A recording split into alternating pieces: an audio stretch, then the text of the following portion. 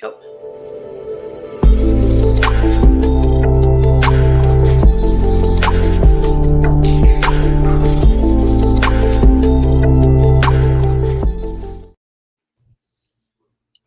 Welcome. Happy Monday, everybody. Casey Stiers and Hallie McCoy here. I am Casey Stiers out of Raleigh, North Carolina. I am known as the Downtown Guru, and I do pretty much anywhere from Wilmington to the mountains of North Carolina. Hallie is San Angelo and Dallas. She's got all of Texas covered. Oh, yeah. Southern grits, or growls, not grits, growls. And today we have one of my favorites, Tre Brooks, on here. Hey, thanks for having me. You're welcome. He is out of Atlanta. He is an entrepreneur. He is a self-starter. He has made record numbers since he has started this. He is young and driven. I mean, like he's done more than a lot of people do in their whole entire lifetime in the last year of his. I love it. So he does life insurance by day and real estate wholesaling and flipping by night. He's out of Atlanta, Georgia. So welcome, Tre. What we usually do is we let you introduce yourself and talk a little bit about yourself and who you are and how you became where you got to today.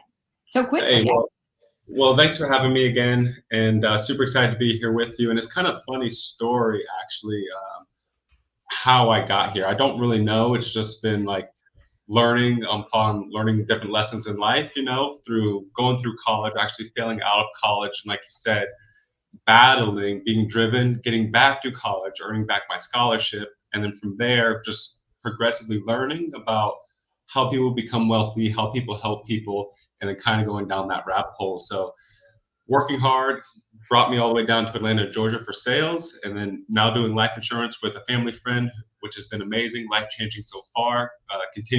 Looking forward to continuing to change people's lives, and then same thing with the real estate side. Love hiring people, love working with people, and helping change their lives. It's just full circle. I love it. How old are you, Tre? So I feel really old, but I'm just 27. I can relate. Yeah, so pretty young, but just like here. I love it. So so really, I guess, like, tell us a little bit what piqued your interest in real estate. So it's pretty simple. I have always loved cars, exotic cars. And Robert Kiyosaki, I read one of his books, and I always wondered, like, how do these people buy these $200,000-$300,000 cars? Like, how are these people living in these houses? And I read one of Robert Kiyosaki's books, The Cash Flow Quadrants, kind of broke down like how people make money and how the money flows, and it just opened my eyes. So I was like, okay, gotta own assets. Real estate's an asset. Grant Cardone put me on to understanding commercial, residential, and then really just learning from there.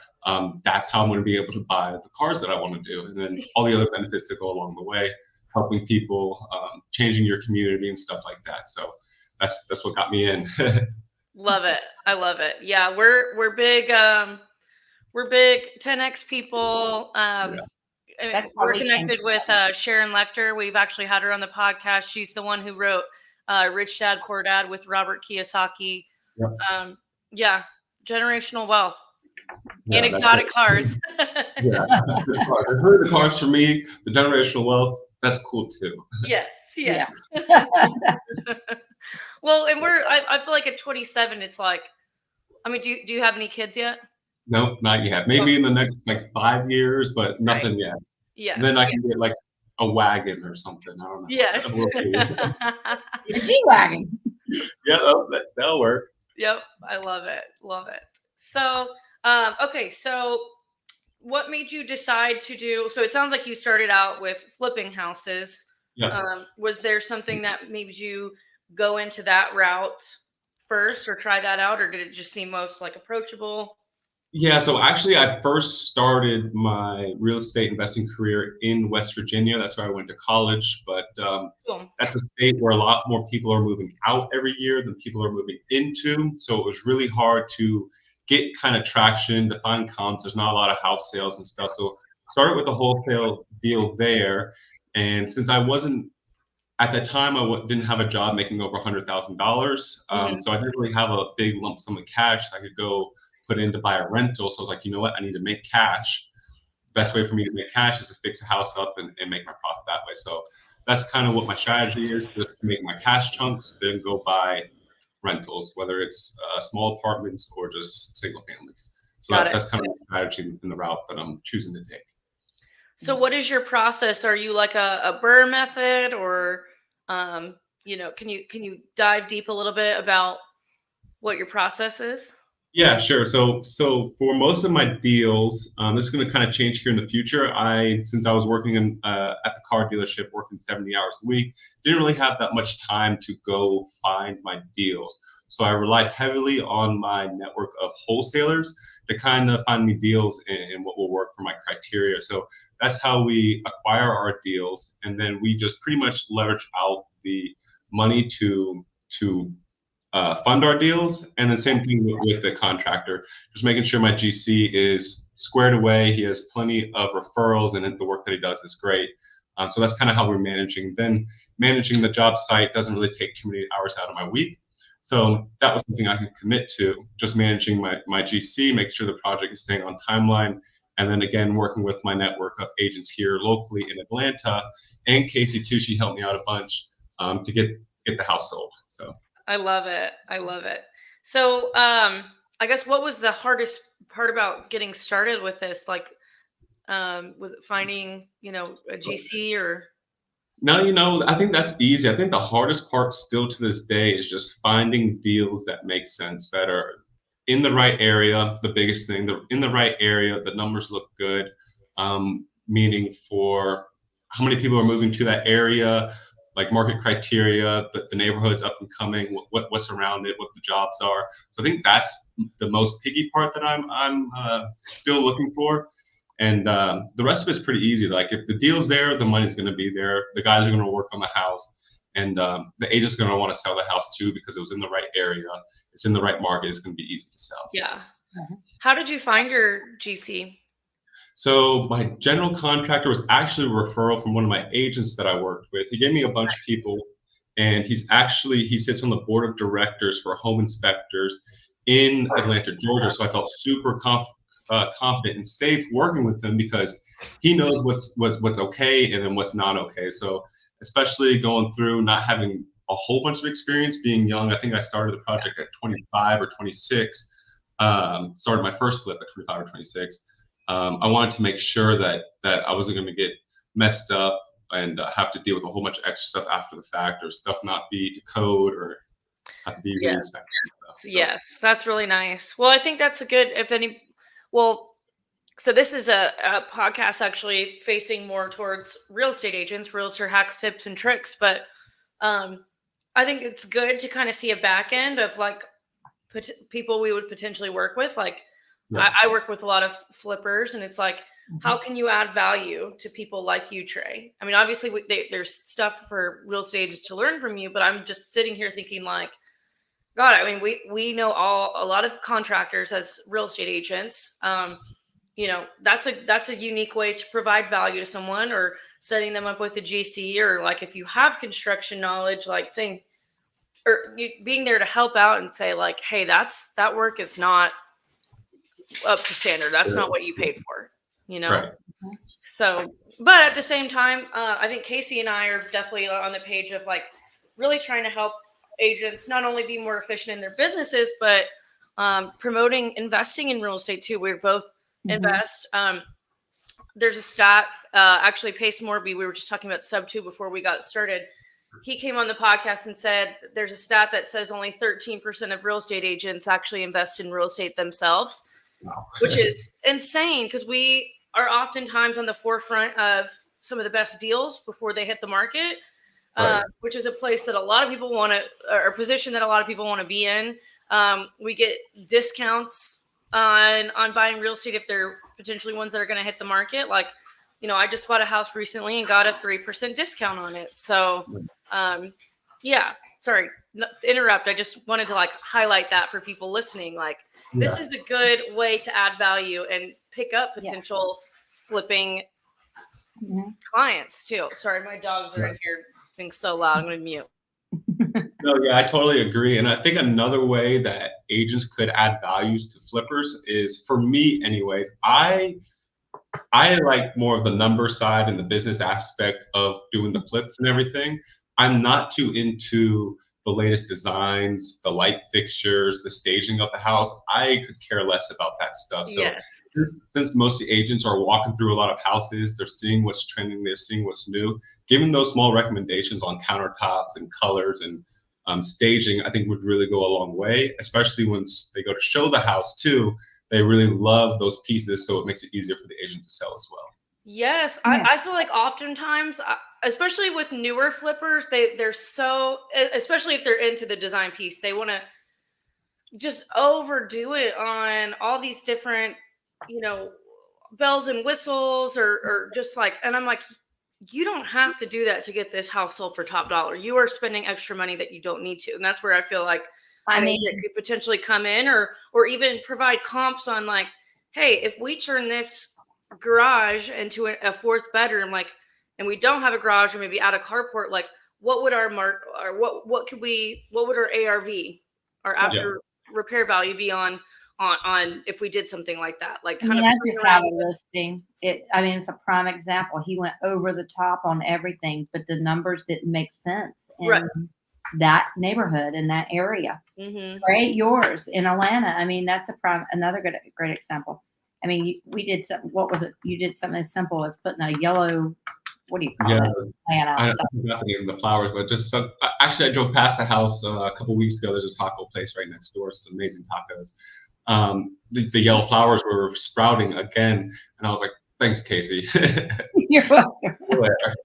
I love it. Yeah, and I feel like there are a lot of agents who have like staging or interior design backgrounds, and I think those would be, that would be a great connection as well too. So yeah, love it. So how many flips have you done so far? So that was just my first flip. I was backing out end of last year. So I was going to go into another one this past January to pick up my second. Kind of wanted to roll my momentum over. But it was the day before close. This is actually a really good learning point right here. So if you're listening, tap into this. This is a big, big learning curve. He saved himself a ton of money and a lot of people involved. Yeah, I would have been in deep trouble. Probably would have taken me out of the game probably for many years. So it was the day before close. It rains heavy in Atlanta every once in a while. And I just wanted to double check the basement one more time. There was a little bit of water in there before, just a small amount that the door I thought was leaking through because the door wasn't secured. Went into the basement again while it was pouring rain, and it was leaking through the foundation, through the cracks, and the settling through the foundation. And I'm looking at it, and I'm just like, it's puddling up in the basement, like almost about an inch thick. I'm like, what do I do? Yeah. Look at the numbers, try to figure out if we could squeeze this in, if we could maybe discount the price of the house more. And I'm like, you know what?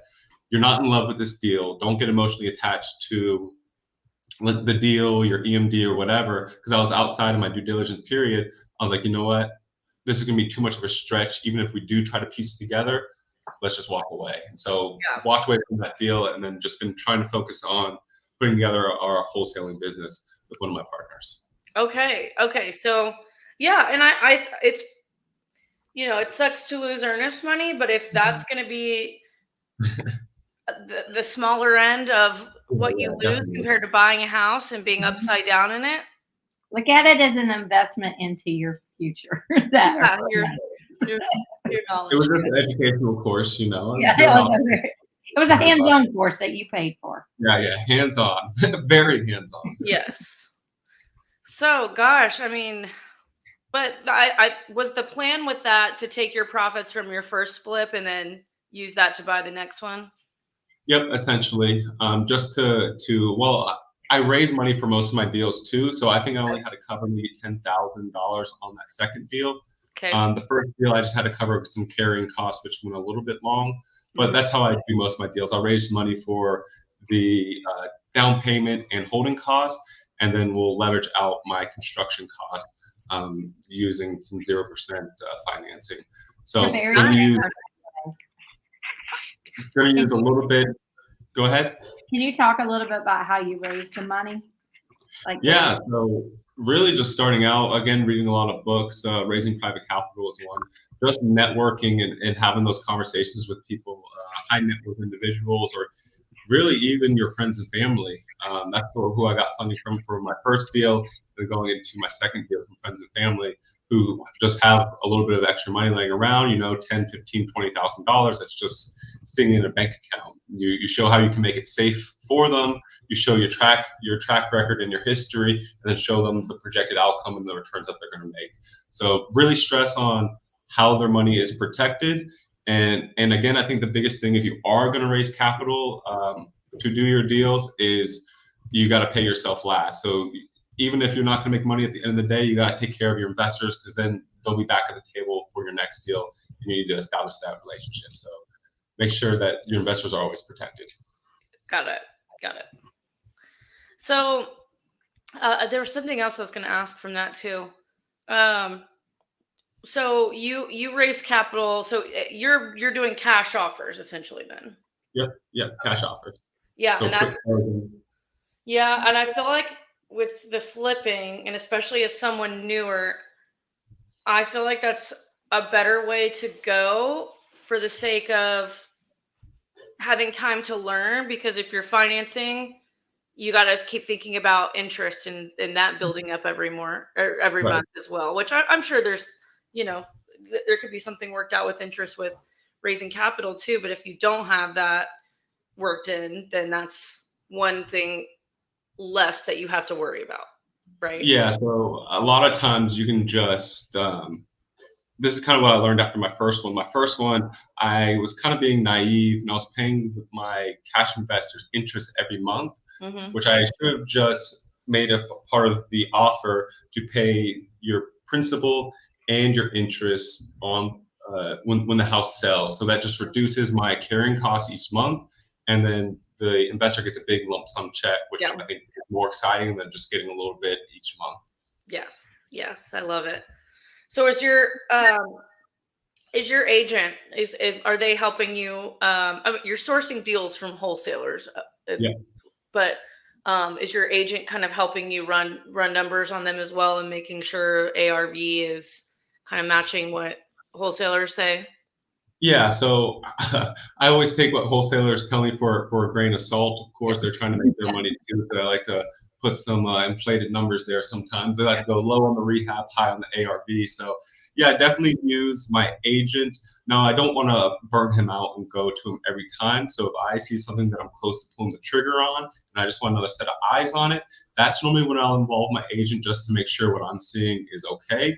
And then he's able to pull fresher sales than I can see. So he kind of just solidifies everything, makes sure it gives me a thumbs up or a thumbs down, kind of going on what we see. Yes. Yeah. And thank you for being mindful. I was going to say that's very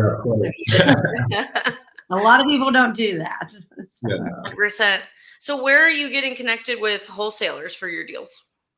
So Atlanta has a huge market. So a lot of networking events in person, going to like title companies. They'll have like little get-togethers and networking events. So I'll just tell people who I am, what I do, and just get on their email list, and then kind of network that way. And then same thing with going through my agent. He also knows some wholesalers, so going through him, giving him permission to give out my information to make those extra connections. Nice. So that's another way. And there is one website that I do like. I'll give it to you guys. It's called Investor List. Sometimes they have really good deals. Sometimes they don't have good deals. So you just got to weed through them.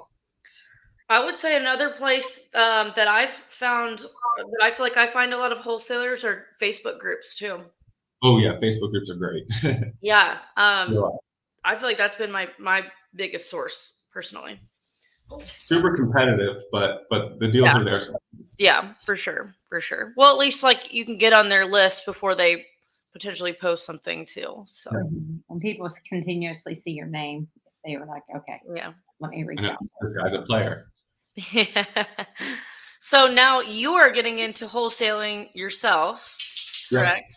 Yes. Tell us a little bit about how that's been. So again, started with wholesaling again because it was a smaller, what seemed like to be a lower barrier, entry barrier to entry, whatever it's called.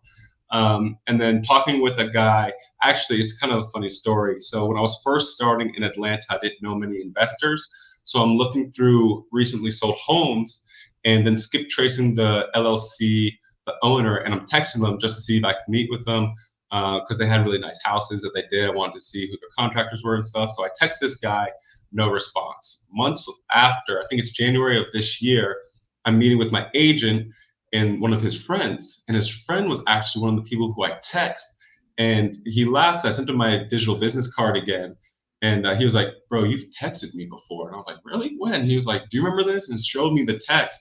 It was me trying to reach out. So we ended up making a good connection. And that's who we're going to be wholesaling with. He's done a lot more flips than I have. And he was looking at it like, okay, a wholesale deal, you can make $10,000, $20,000.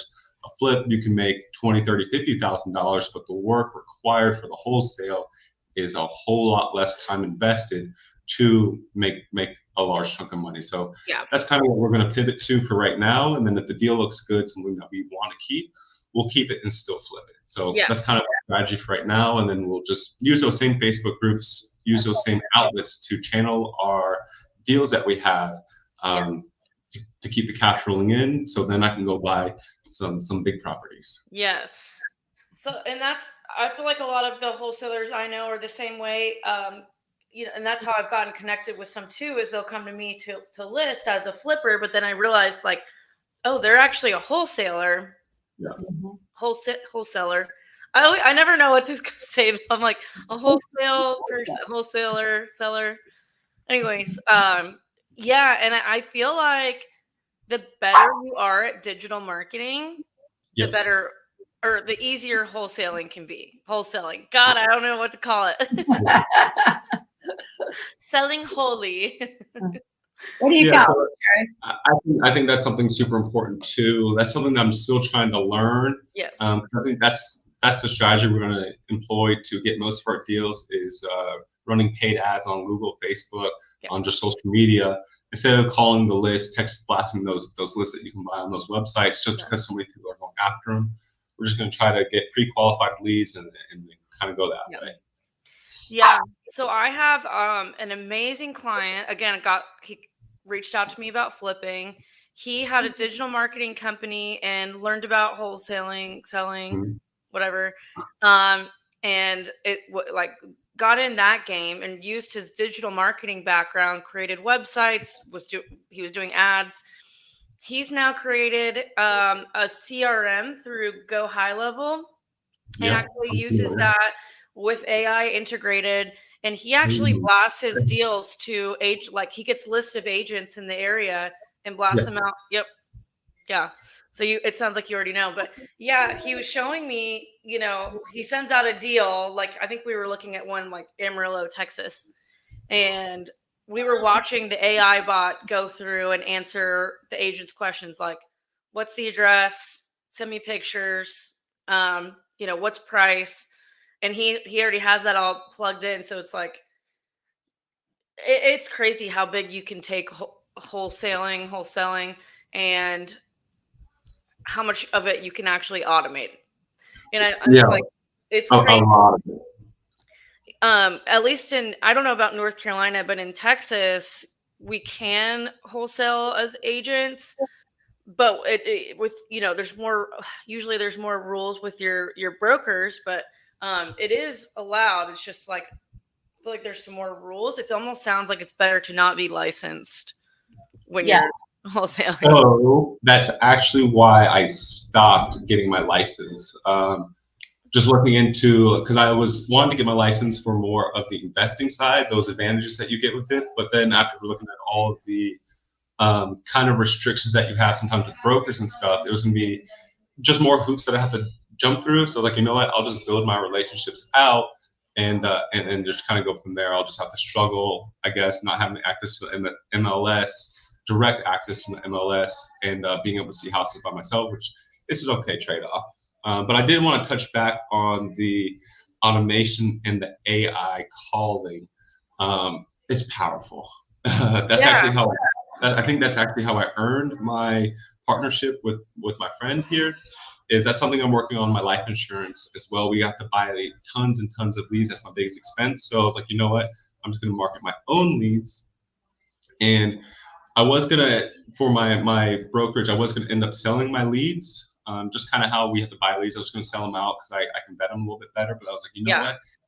Agents don't want leads; they want appointments. So we're gonna do the same thing with the wholesale side and the life insurance side. We're gonna get qualified leads in. They're gonna use that same AI to call the leads to then book the appointments, and then I can sell those appointments for a lot more. So that's something that we're working on too, and that's how we're going to set the same wholesaling appointments for us to go walk the properties. So huge handoff. And it's funny that you mentioned it because I have that same recording on my phone is my script talking to the robot, just making sure it's going through the script right, and I'm laughing at it because it sounds real, it's asking me the right questions, and then it takes the notes on what's important too. So it's super powerful. Oh my gosh, I love it. I love it. So what are some of your other like some other tools you use for, I guess, just real estate investing in general? Tools, that's a great question. I guess the biggest tool that I've developed was just my deal calculator. There's some on Bigger Pockets that I liked. I just didn't feel like paying for them at the time, so I just kind of developed my own to help me quickly analyze deals. So I think for an investor anyways, that's a must-have tool to be able to look at a deal quickly, or at least be skilled enough to use your calculator to know off the top of your head if the deal's close. Then you can jump into your calculator, but you need to at least be able to figure out, just looking at your numbers, how fast, or being able to quickly analyze the deal. I think that's the biggest thing. Yeah. Well, and then like your margins at the end of the day are going to be most important. So yeah, right. And the fact that you took it and made it user friendly for yourself, I mean, that's what we do too. Like, it's just something where you can walk into a house and be like, this needs to be done, and then you can get an estimate. No, you can't see the bones and stuff, but you can at least get a good estimate. So. Yeah, pretty close. And I always put a big miscellaneous tax on there just in case, or flooding in the basement, cracks in the settlement. Something. Yes. Miscellaneous tax. Yeah. No, literally. I like that definition of it. So. Yep. Yeah, and if it doesn't happen, then that's gravy. That's going to be back on top when you go to sell the house. So I like to be super conservative with the deals and then just being safe. Yes. So any other, do you have any other hacks, tips, or tricks for anybody listening to this podcast, whether they're a real estate agent, maybe someone in sales, or someone looking to get into investing? Yeah, so I think the biggest thing is one, continue your education on whatever niche you're going to be in, and then find a mentor, whether you have to pay for that mentorship or if you have to develop that relationship, someone who's ahead of you to where you want to go to, because they can ultimately get you there fastest, since you don't have to sit there and learn those lessons by yourself. They can kind of give you their experience and guide you through that process. So that's something that I look forward to working with my partner. He's older than I am, so he has those experience. So I'll bring all the value that I can, so he can kind of give me those lessons and those values, so I don't have to learn those and make those mistakes that could send me back 5 years or whatever it might be. So I think that's the biggest thing for both realtors and investors: make relationships with mentors and education. Yeah, and it's not. I mean, from that, networking even too. It sounds like you go to events at title companies and whatnot. I mean. He also went to was it the 10X business event that you went to? Yeah, down in Miami. I love going to those events. Just the energy is so good. I am kind of shy though, so I only talk to maybe a handful of people and just make those handful of people really good relationships. So that's kind of my strategy. I love it. Even if you're shy, you can make it still. Right. So Kelly and I's mentor, Lisa Copeland, she went from car sales to houses. Oh, wow. See, it's a great jump. It's a scary jump, but I think if somebody wants to be successful, I think that's a jump they should make. Or if they want to be financially free and have some more freedoms in life, going from a traditional 9 to 5 to somewhere where you can make pretty much uncapped income and kind of be creative with your business. I think that's a huge step you should take. I mean, unless you're making over $250,000 at your 9 to 5, then I'm sure you have different outlets and stuff. But if you're not, then I think that's what you should educate yourself on doing. Yeah. What does a day in your life look like? Day in life. So right now I'm training for a triathlon in June in Nashville. So love it. Training most of the day. Well, 2 to 3 hours a day training, whether it's a cycle day or a run day. It's warming up here in Atlanta, so I'm about to jump in the pool. And then really throughout the day, I'm focused on my life insurance until it gets to after income producing hours. That's really 7 o'clock, 7:30 at night. That's when I flip on the real estate switch. Make sure I didn't miss any of my real estate emails, go through deals that I get sent throughout the day, analyze those deals, and then talk with partners to make sure we're still on the same page. And then if I have time left over, I like to do some reading or some podcasts. Just picked up Alex Hormozi's The $100 Million series. So nice. I like the books a lot. They're pretty powerful. And that's it. Go to sleep and back at it the next day, every day. What time do you usually get up? 7:30 is when my alarm goes off. Now, I'm not often up at 7:30. Most days it's like 8:30. I'm up. Nice. Okay. Yeah. What's So your not book? crazy. Favorite book? I mean, off the top of my head, there's been a few books. So it kind of depends on what we're talking about. But Mindset was David Goggins' Can't Hurt Me. That was a huge mindset book in college that helped me in my last track season, and it helps me with business too, just because it gets tiring, especially people hanging up on you, cussing you on the phone. So that's a great mindset book. Business book, I did like Robert Kiyosaki's Cash Flow Quadrants. That kind of shifted my mind from being an employee to a business owner and an investor. So that I felt like that book saved my life from just being an employee.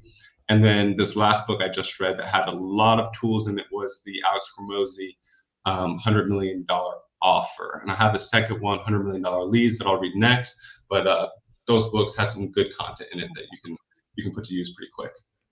Fun fact to him, he was a top runner at his college and high school. Yes, I love it. Well, so I swam in college just my freshman year, and then I quit after that. I was super burnt out, but I love seeing like ex-athletes get into real estate. I think like we get competitive with ourselves on where we can really take things, and just that discipline you already have in yourself, like really it's been really instrumental in all the careers I've had. Yeah, I agree. And that's actually one of my exit papers I did from graduating college was, since I was working at the car dealership, my 2 other coworkers he played at Marshall University for basketball. My other coworker played at Marshall University for baseball. And we were all super competitive. So I was like, wrote about that paper because I'm super competitive as well. Why ex-athletes have a competitive edge, or just have an edge in general when they go into a sales field, just because of those natural skills that they developed when they were in sports. So they can transfer those skills over to sales or to whatever business they're going into, like discipline, self-motivation, getting started, and staying motivated throughout, even through the ups and downs. Yeah. Yes. I love it. But it doesn't matter if you have that or not. Like, I think that David Goggins is great for just kind of mindset around discipline and motivation too. Even just like YouTube videos on him, podcasts he's on, gets you fired up.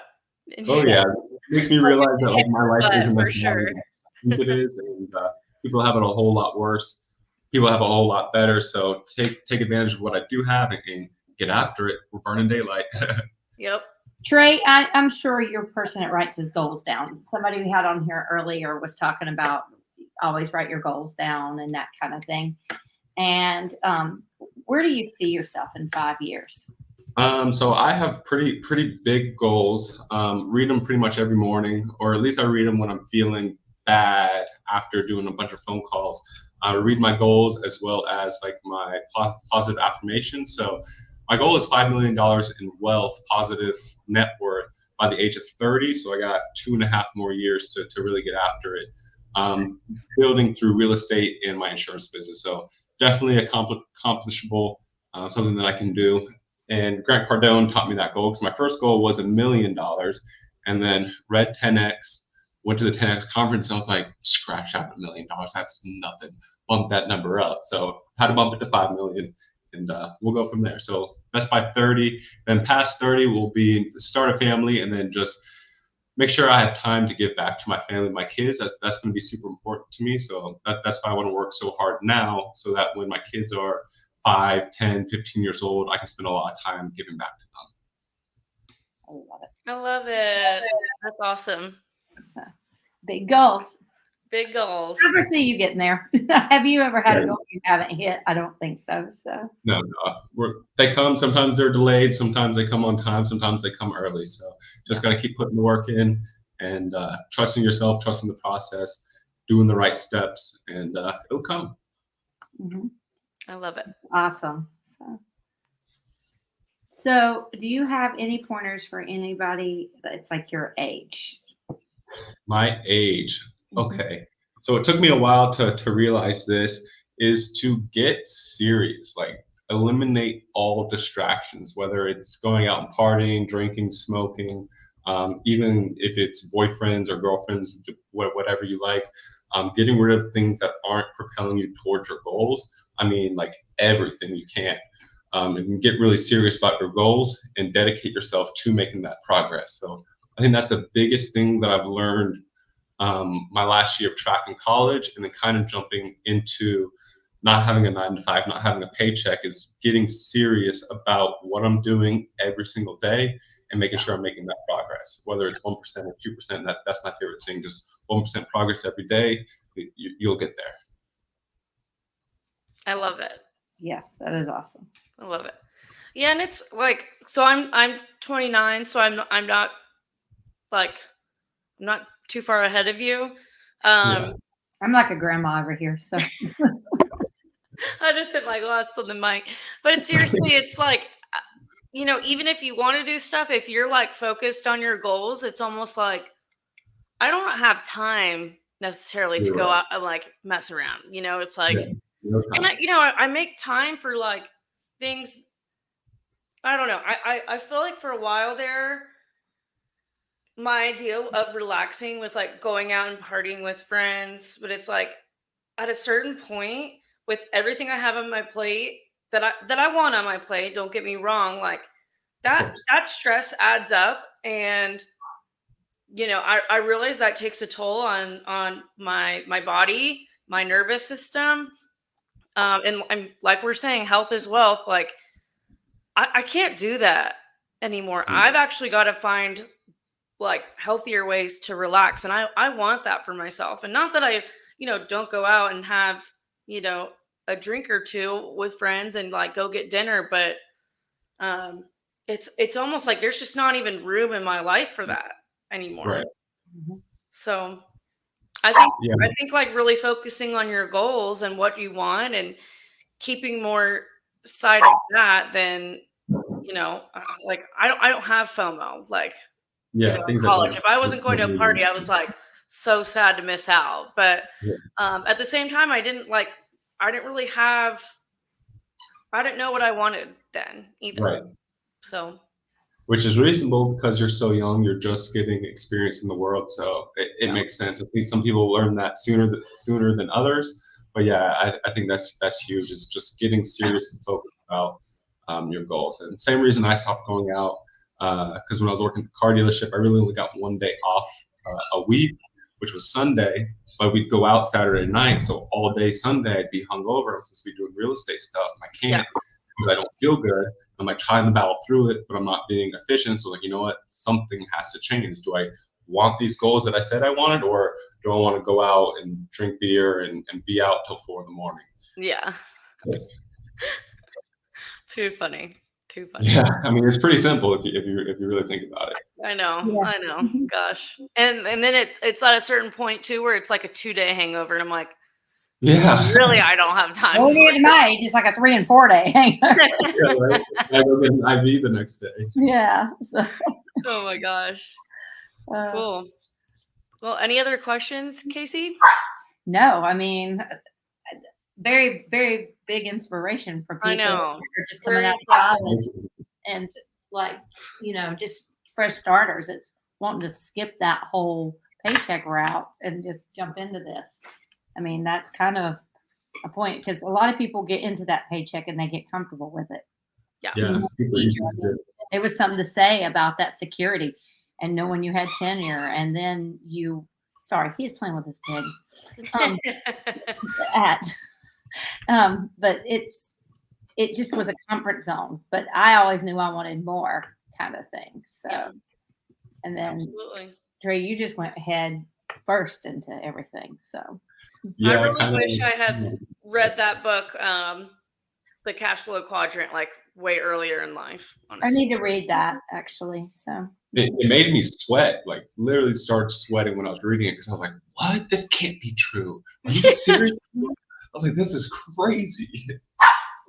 That's crazy. Awesome. But I want to thank you guys for having me on. I enjoyed speaking with you both and meeting with you here today. Thank you so much. We'll be posting some more highlights on my, I don't just post highlights on my Instagram. I post like everyday, real day-to-day, like what's it like to make cold calls with life insurance, and the same with the real estate side, walking properties that don't work out, showing how I negotiate deals and stuff. So I'll be posting a lot more of that, especially once we start doing the wholesales. He does. He breaks it down on his page and shows you like breaking down the numbers and everything. And yeah. And later on, I'm sure he's going to charge for this advice. So jump on. Yes. It's free. No, maybe. And he has a podcast. So yeah. Oh yeah. What is your podcast? So it's Trescent's TV on YouTube. It's Power Producer Podcast. So I had Casey on a few weeks ago. Similar, just talking to people who are producing highly in their industry, whether that's real estate or insurance, and kind of hearing their story and how they were able to accomplish what they've done. I love it. Do you have that on Spotify and Apple, or is it like on YouTube? Just YouTube for right now. I think maybe eventually we'll move over to those other outlets, but for right now it's just YouTube. Nice. I love it. And then we've got Tre's Instagram rolling at the bottom of the marquee. If you're watching on YouTube, if you're listening, it's Trescence _RE. So TRESSENCE_RE. If you want to follow him on Instagram. Any other places that you want people to connect with you? Instagram is probably where I'm most active. YouTube too. It's the same thing. Trescence TV. So same spelling there. And that's where I'm posting the most content. Love it. Love it. Well, Tre, thank you for coming on. You were so impressive. Great advice and great value. So thank you. Yes, thank you. Thank you, guys. Guys, and don't forget to subscribe to our podcast. If you're watching on YouTube, hit the little bell. If you're on Spotify or Apple, give us a follow so you never miss when we release new episodes. Which is so we go live, or this is released live on Facebook and YouTube every Monday, 5:30 p.m. Central Time, 6:30 p.m. Eastern Time. And then we have, we roll them out on Spotify and Apple every Tuesday. So yeah. And don't forget to leave us a review. Good, bad, happy, sad, whatever it may be. Yeah. Positive or negative. We're always looking to improve. And again, thank you, Tre. And everyone, we will see you guys next week for another episode of Realtor Hacks, Tips, and Tricks. Have a great week, everybody. Thanks, guys.